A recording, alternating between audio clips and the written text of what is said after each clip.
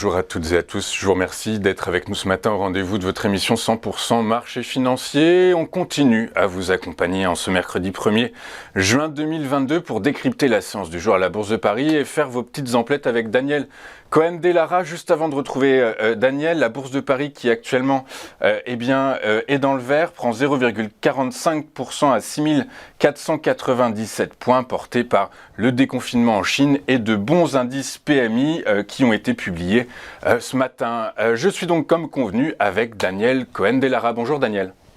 Bonjour Louis-Antoine. Bonjour, je vous remercie beaucoup d'être avec nous ce matin. Je rappelle que vous êtes président de l'AFAT, l'Association française des analystes techniques, et qu'aujourd'hui, pour commencer votre rubrique, vous avez choisi de nous parler du Stoxx 600 Basic Resources. Donc c'est le Stoxx 600 dédié aux matières premières, aux entreprises qui sont dans les matières premières. Alors, effectivement, en ce moment, et depuis plusieurs mois, c'est un secteur que je regarde très souvent parce que les matières premières est un des facteurs de l'inflation actuelle.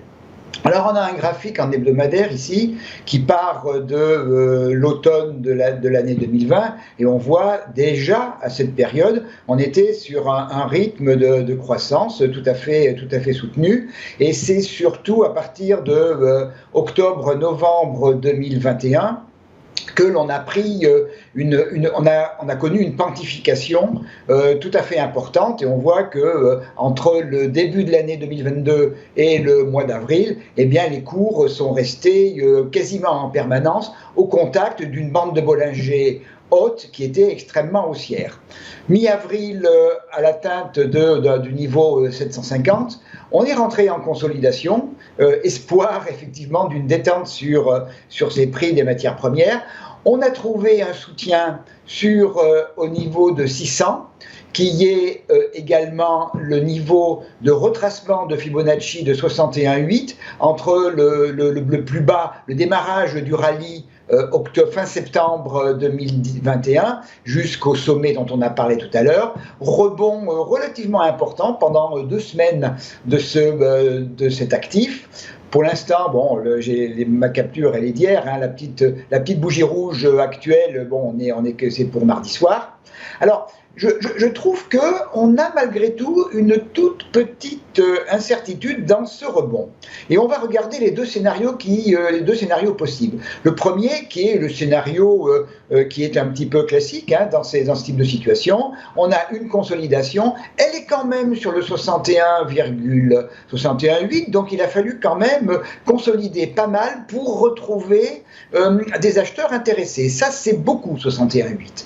Le deuxième point, par contre, positif, c'est que la bande de Bollinger haute est en train de repartir vers le haut, qu'avant qu'elle reparte vers le haut, on avait refranchi la moyenne mobile 20 périodes, donc on a des éléments qui sont, je dirais, un petit peu controversés. Si le scénario haut se poursuit, à savoir, le scénario de rebond, se poursuit, à ce moment-là, les prochains objectifs, c'est 732, le précédent sommet à 750, et au-dessus, 794 et 836.